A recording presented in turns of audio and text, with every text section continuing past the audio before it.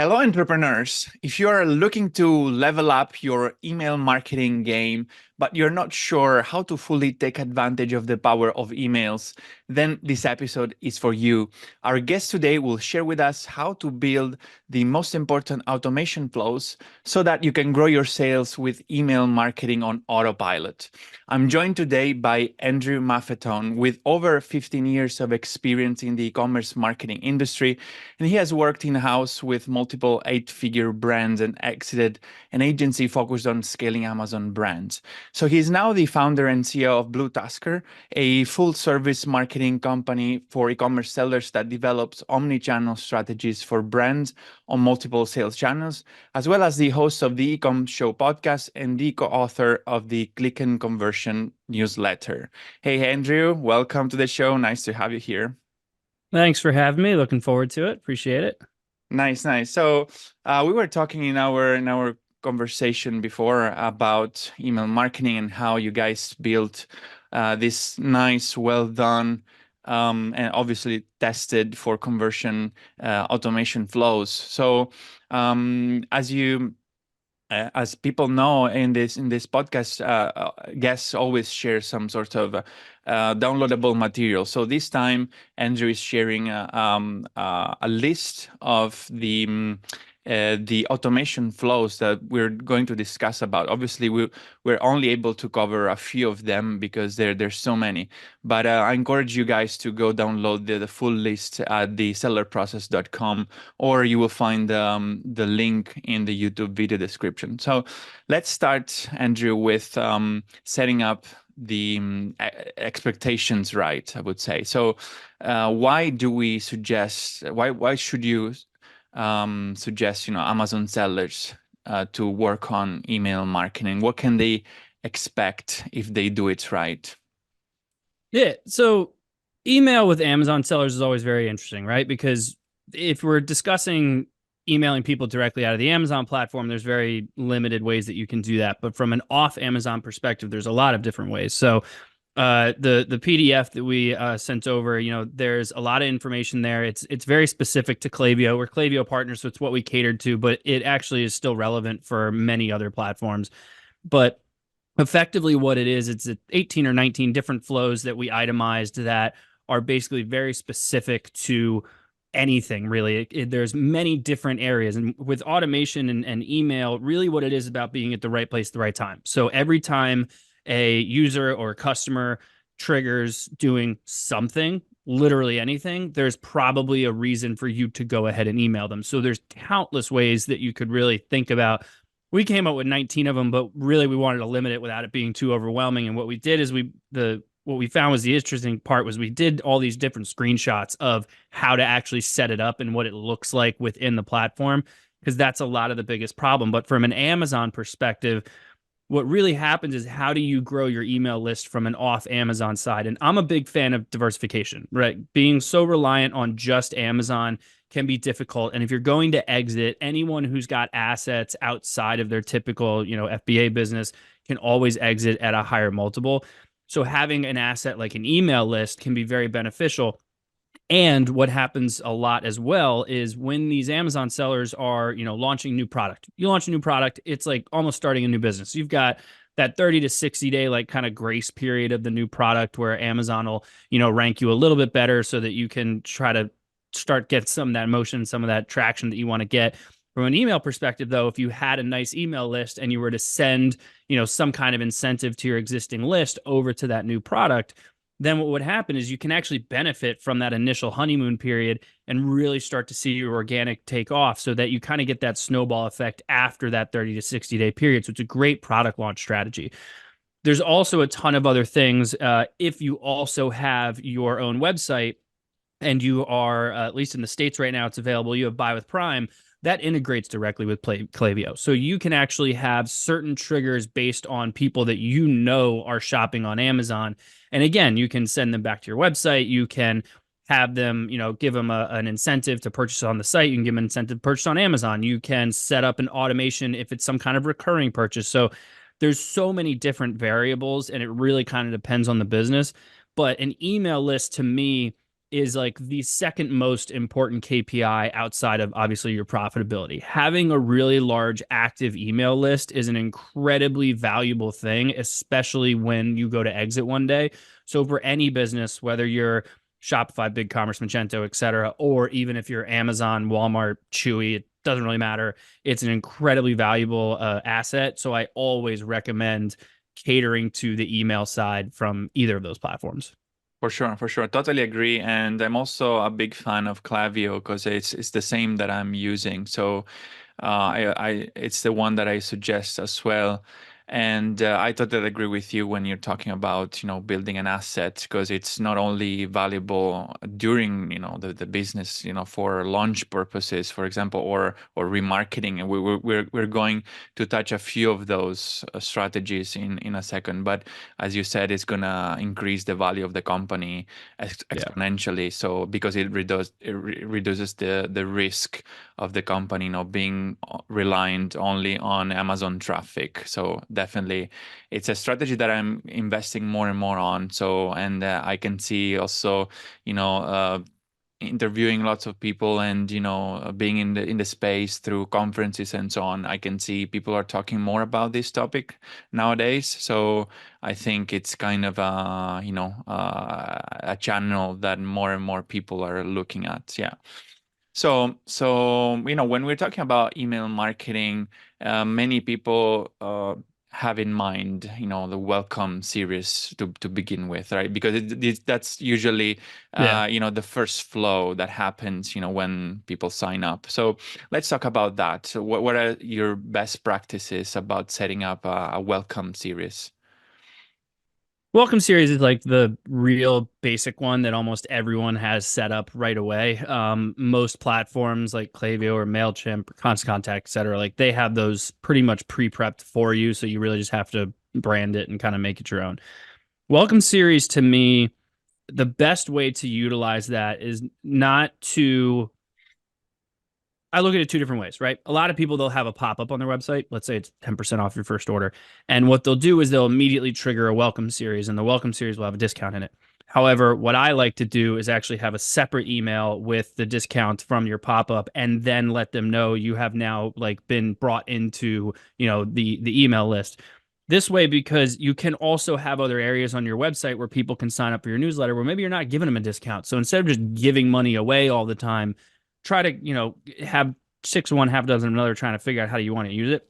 But with a welcome series, it's literally welcoming them to the email list. Give them a little bit of insight about the business, give them a little bit of insight about what they can expect in the emails. You're now in their email list, so you're welcoming them to this community of emails they're about to get. So hey, we send out promotional things once a month, or two times a month you're going to get some insights from our influencers, or every other week expect to see a new product flavor or something that we're launching. So explaining to them what they just signed up for, as opposed to what you tend to see is, here's our top products, please go buy them. Like that's usually what it is for the most part. I like to set it down a drip campaign. So our welcome series, we usually suggest, every brand is completely different, which I'm sure we'll touch on about like timing and things like that. But from a welcome series perspective, I do more of a drip campaign. It's usually about 3 emails at a start. So we test there. The first one is just welcoming them. Hello, here's what you can expect from this email, blah, blah, blah.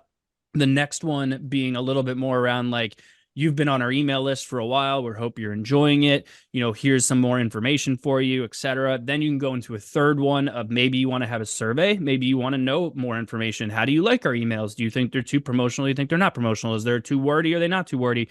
You could try and get down that area of actually trying to learn about what they feel about your emails.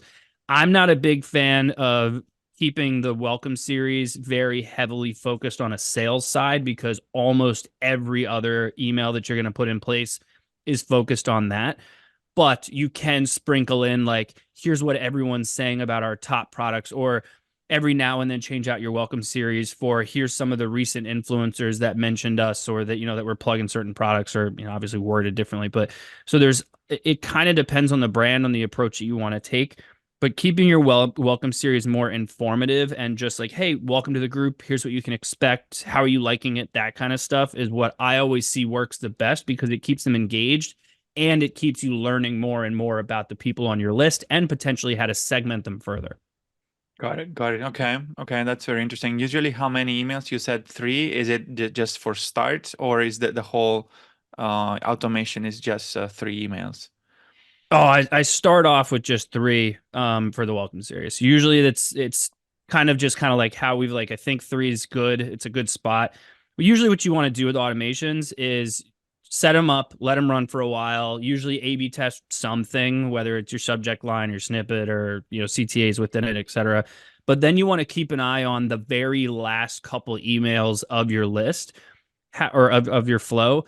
How's the open rate? How's the click rate? How's the engagement rate? If you see that they're still opening, they're still very engaged, try adding on a fourth. If they're still opening, they're still very engaged, add on a fifth and keep sending it down a further area. Now, the other thing you want to explore though is what is the purpose of that flow? So for a welcome series, you're welcoming them. Eventually, they're just going to start getting your traditional emails. If you keep the welcome series to a certain aspect of not trying to sell them, there's not too much that you need to convey with those. So at a certain point, you can be like, I think we're getting everything out that we want to say in the welcome series. Your abandoned cart, your upsells, your customer winbacks, those that can be very different. If you start to see like, hey, we've got 8 emails in this flow and they're still engaging with it, like, great, let's go to 9. Like, there's no reason that you couldn't keep adding them on. I usually just start off with 3 pretty much for every flow. Got it. Got it. Okay. Okay. That's interesting. Good to know as a benchmark. So I'm gonna now going to pick up some of the flows, some of the most interesting flows that you mentioned in your PDF that people can download. One of them, for example, is the post purchase. The thank you email, so called. How do you Mhm. maximize the engagement and sales opportunities for that particular flow? So with the post purchase, there's kind of 2 different ways you can take that. And really again, it kind of everything is dependent on the brand, right? But in some situations, you can use it as more of like a quick upsell of like, hey, you bought this, you might also like this. Do you want to add it on to your order that you just made? Or in other cases, if it's like a first time customer, let's say it's the first time they ever shopped with you, when you're getting that first customer, new customer acquisition is incredibly difficult. Like you get really high acquisition costs sometimes. So like you want to make sure that every single customer feels welcome and they feel special. So a lot of times what we like to do after a first customer post purchase is have almost like a letter from the founder, like give it like some personalized aspect of hey, just wanted to reach out and say, I really appreciate you working with us. I hope you like your product. If you have any issues, here's how you can reach us. Like basically just explaining to them, like throughout this entire shopping process, we've got you covered. We do the same thing for a post purchase for a repeat customer. So if they purchase for a second time, we usually do something very similar. And the reason behind that is because the second hardest thing about getting a new customer is getting them to come back. Once they come back a second time, there's a lot of statistics around like it's a little bit easier to keep them coming back. They're a lot more fresh in your head, so it continues. But that second one, it's very similar. We'll reach out and be like, hey, we're so glad that you were liked working with us the first time, that we just wanted to thank you again for shopping with us again. Sometimes you might want to add like a little bit of an incentive to it, like just as a thank you, like here's 10% off your industrial order to come back a third time. Usually after the second time, we kind of ease off the more personalized approach, like from the founder sort of thing. But letting them know that you're going to take care of them throughout the entire process is what's most important. A lot of sellers, they get real focused on how do I get them to my website, or how do I get them to Amazon or whatever, and then how do I get them to convert? And then as soon as they convert, they don't care anymore. They don't look at the post purchase. They don't like the shipping aspect, the if it gets delayed, if it's not delayed, if it's showing up too late, if it which same thing, if it shows up damaged, or if there's not enough communication while it's happened before your order shows up. Like that's such a fragile time to make sure that they enjoyed the entire experience even after they receive the product. So having that post purchase can be really important to get them to come back and retain them as time goes on. Mm-hmm. 100%. Yeah, totally agree. And so let's say we managed to do that. We successfully turn first time purchasers to repeating customers. I know there are like some how do you call them, kind of tags, let's say on Klaviyo or even on Shopify, where Yeah. customers are tagged as like VIP or best customer, right? So or repeating customer. How do we make sure that we keep we keep those customer and drive more revenue and make them really loyal customers? I know there might be, or do you use any like automation flows for those specific customers?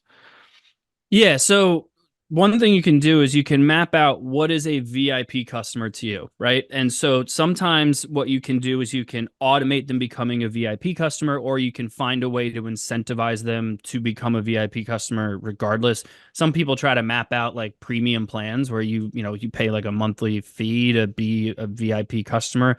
Some of the clothes like apparel brands do that a lot for like getting notified of a drop is coming kind of thing.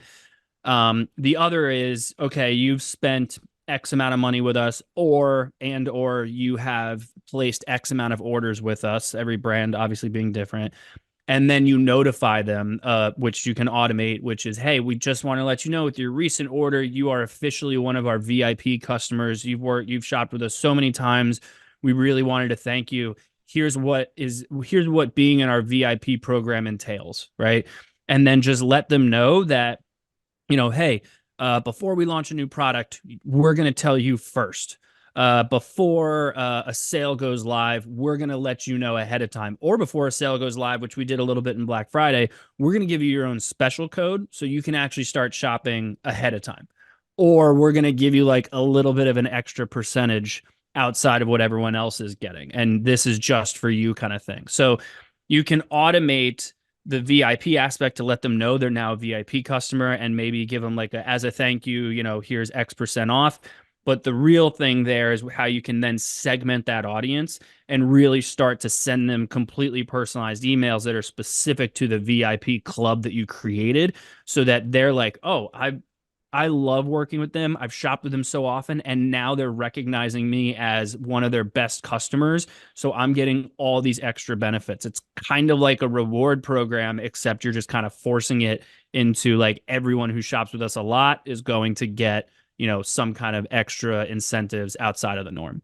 Got it, got it. Okay. And what would you say if we were to go on the opposite direction, right? If, let's say a customer purchase just once and then they just disappear, they're so-called like win back series Mm-hmm. usually. Like how do you make sure that you engage successfully with these customers and win them back? Yeah. Win back can be very interesting. Some people don't like email, right? Maybe they get a ton of emails. They constantly are getting spammed with stuff, so they're just constantly deleting things. If they haven't unsubscribed from you, but they also haven't purchased in a while, that's good news because you can still reach them. So what you can do in that situation is really look at, how long has it been? Because obviously for every brand, some brands it's like, hey, if you don't shop with us every 3 months, there's a problem here. Others, it's like if we only see you once a year, that makes sense. So it kind of depends. But in that scenario, it's very you tread lightly. You may not have, maybe you didn't enjoy your last experience. How can we get you to come back? Like that kind of thing. I don't like to lean with a discount. A lot of people come right out the gate with like, hey, we haven't heard you in a while. Here's 20% off your next order. Like I like to lean into it. Like, hey, we haven't heard from you in a while. We hope you're doing well. Here's some of our top products that you may not have seen. Here's some stuff like at because sometimes the win back really might just be like, I completely forgot you guys existed. It's just been a long time. Life's crazy. It is what it is. So to come out the gate with a discount, you don't necessarily need to do that. Then your next offer it doesn't have to be really high. It could just be like a hey, we hope you're doing well. We haven't seen you in a while. We'd love for you to work with us again. Here's 10% off your next order. And then I kind of lean into the customer service side. Like if you had some problems last time, we'd love to speak with you about it. Here's our customer service information, that kind of stuff. Like people want to know that they can easily contact someone. So providing that is great. Then as you start to get into like your third, fourth email, etc., that's when you can really start to bring up the incentive to kind of get them back into the flow. But from there, what we'll usually do is that's when you can start to say, like, okay, it's been a really long time since they shopped with us. They went through the entire win back flow. They still haven't come back. Can I either A, segment them, or B, just set up a tag that says, like, it's an inactive profile. They're not doing anything. You can segment that out. You can suppress them in Klaviyo, and then that way you're not getting billed for it. Because that's something that kind of it can add up for a while for Klaviyo. If you're not cleaning your list, they charge you for however many people are just sitting in there. So you can suppress them so you can still keep all the data, but you're not being charged for those emails. What I like to do is put them into an inactive list and let them sit there for, like, again, each brand is going to be very different, but let's say a month, and have a consistent running Facebook ad on that's set up for that list specifically. So you can integrate Klaviyo with Facebook, you connect that list to Facebook, and you have a win back campaign running for, let's say, 30 days to try to get them to come back to the site and become active again and ideally make another purchase. Then if they don't, then I suppress them, get them out of the list, and start to keep the list clean so that I'm not getting charged so much on Klaviyo. But I sometimes, like, email might not be the best way to reach that person. So I try to do it from an advertising perspective before I officially call them, like, completely gone. Oh, that's very interesting. Yeah, cool. I love that tip. Very interesting. So, and we're running almost out of time. I have one more question for you.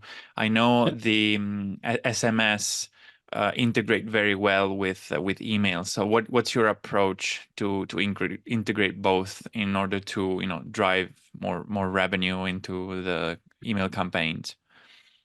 SMS can have, amazing KPIs. You pretty much name the KPI, SMS can do fantastic.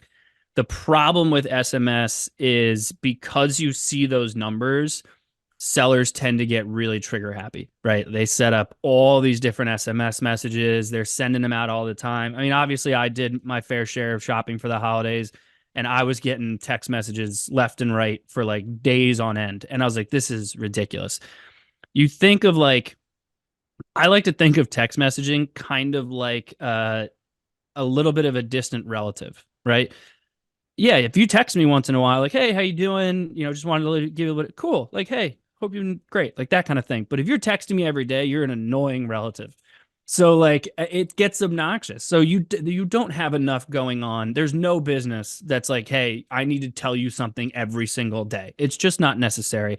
So you really have to tread lightly with SMS. I love, like, if you want order notifications through your phone, approve it, and then that way they can get their order confirmation, shipping, hey, your order's showing up today, that kind of stuff. Great. Do you want to get marketing stuff from us? Like, okay, you do. Here's what we're going to send you, and I would almost lay out the cadence. I'd be like, on a monthly basis, we'll let you know of any sales that we have going on.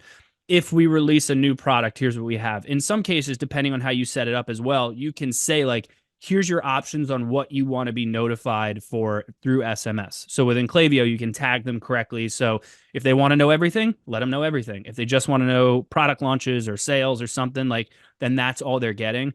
But just sending out a message just for the sake of doing it, it can really hurt your brand and really annoy people. Like, there's plenty of people that I shopped with over the holidays that I'm like, I'm not going to work with you again just because of how annoying all, like, you're at two emails and two SMS messages every day is insane. So it can really hurt your brand. So I always say, like, don't get greedy from those high KPIs and just tread lightly. Be happy that you're getting the results you're getting, but don't overdo it, because then you're going to really kill that channel that tends to be doing well for you.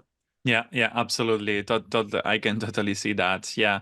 But I'm glad to know that SMS works so well. So that's an interesting thing. I guess in the US, SMS works better than, for example, in Europe, WhatsApp. Because yeah, Mm-hmm. WhatsApp it's big in Europe, and that might be kind of the what you can compare it with. Yeah, in Yeah, Europe you would exactly. use WhatsApp. Yeah.